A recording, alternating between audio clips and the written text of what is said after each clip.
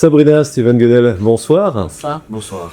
Je commence par un constat, c'est celui du succès pour le documentaire, parce que c'était pas gagné par rapport à la pub. Je ne vais pas revenir là-dessus, mais je crois que j'ai vu dans une interview que vous disiez chaque film est un petit miracle, mais là c'est un miracle qui continue, qui se prolonge, c'est ça? On n'a rien vu venir. C'est incroyable. C'est quelque chose qui a démarré sur une intuition en août 2023, où j'ai, à l'issue, ça c'était très compliqué et très long à raconter, mais rapidement, où on était dans cette période octobre-novembre, à un moment donné aussi, avec tous ces films d'horreur un peu sataniques, La Nonne, Conjuring, La Croix à l'envers. Je me suis dit, ça serait joli, Jésus au milieu de tout ça.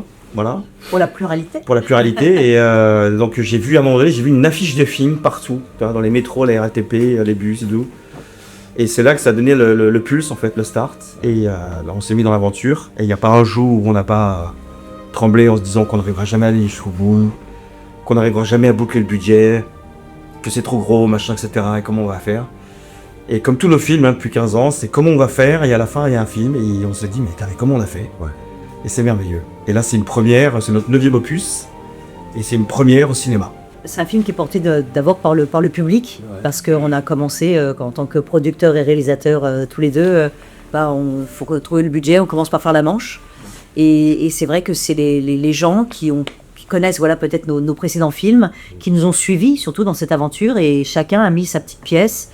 Et on s'est retrouvé avec un certain nombre de personnes derrière nous, qui a permis aussi d'asseoir peut-être une certaine crédibilité et permettre en effet à Canal+ de dire ah oui, il y a quand même tant de gens qui vous ont donné déjà la moitié du budget, il vous manque combien?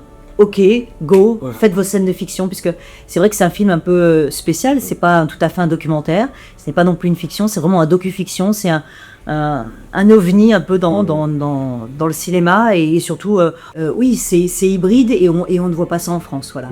Plutôt anglo-saxon comme c'est plutôt les formats, moi je suis anglais du côté de Dad, et c'est vrai que j'ai baigné un peu dans la marmite de tous ces exceptionnels documentaires par la BBC, la World Wild Service, et j'en passe, de tous ces documentaires animaliers ou historiques, etc. Avec des reconstitutions numériques, avec des comédiens, des décors, etc. Et c'est vrai, je dis c'est quand même fou ça, on voit pas ça en France, c'est dommage.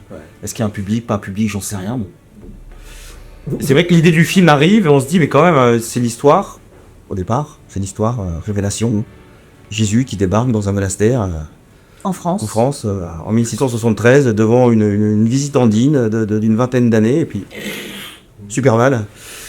Il lui révèle son cœur, et puis ça part pour 18 mois comme ça, et de vie intense, intime, et de cœur à cœur avec ces deux amoureux l'un de l'autre. Et il y a la colombière quand même après de jésuite qui vient au milieu de tout ça pour essayer un petit peu de tempérer, parce que la mère supérieure commence un peu à paniquer, les autres sœurs se disent où est-ce qu'on est.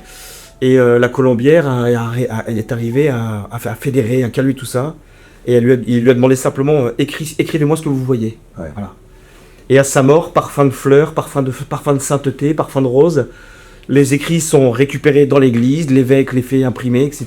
Et c'est de là que la dévotion s'envole, échappe complètement au monastère et va se répandre dans le monde entier avec les missionnaires. Pendant qu'en France, cette dévotion populaire, la foi des petits, la foi des charbonniers va se déliter en France, au point de plus jamais entendre parler. Elle va grandir dans le monde, partout dans le monde grâce aux missionnaires. Et aujourd'hui, ça nous revient. Effet boomerang. Vous faisiez allusion tout à l'heure à vos précédents films, Aeternam et Une seule chair. Celui-ci marque une continuité ou au contraire un petit virage dans votre parcours de travail à l'image? C'est intéressant parce que justement, on faisait la relecture il n'y a pas longtemps. Et je me souviens qu'à la sortie d'Une seule chair, il y a beaucoup de personnes qui disaient, voilà, là vous êtes centré sur le couple, mais il faudrait faire un préquel avec, pour les ados, pour les enfants, et puis pour ceux qui sont veufs, ou ceux qui sont divorcés, ou je sais pas, enfin, qui sont en dehors, on va dire, du mariage. Et bon, on s'est dit, oh là là, on ne se voyait pas repartir là-dedans, mais finalement, on se dit que ce Sacré-Cœur, eh bien, c'est la réponse, c'est peut-être la suite logique, en fait, d'Une seule chair, puisque on a tous soif d'être aimés. Et ce Sacré-Cœur répond en fait à ça, et il est pour tous, justement, quel que soit l'âge.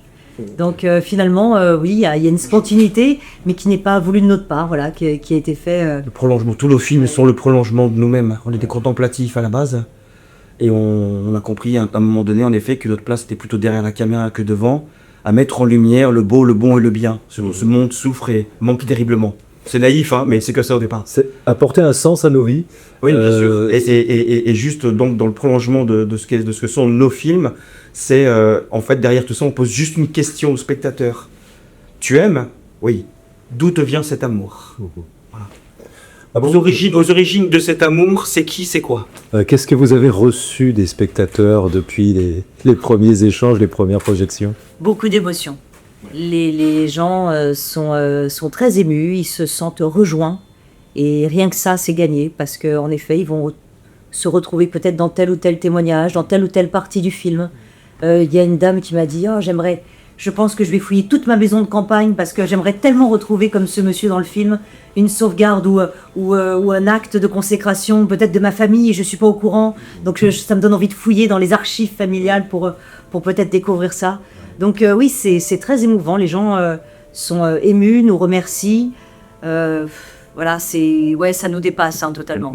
C'est une démarche artistique et spirituelle que vous avez envie de poursuivre encore maintenant. Ça donne des envies encore? Moi, je voulais devenir prêtre à un moment donné, avant de rencontrer Sabrina. Parce que j'avais pensé... je pensais que j'allais répondre à l'appel de Jean-Paul II qui disait il n'y a pas plus grand que de donner Jésus à son prochain. Voilà. Enfin, à un moment donné, je pensais que j'allais rentrer au séminaire, puis non, et 15 jours plus tard, je rencontre Sabrina. Je me vois pas partir dans l'humour, dans le porno, dans le film d'action.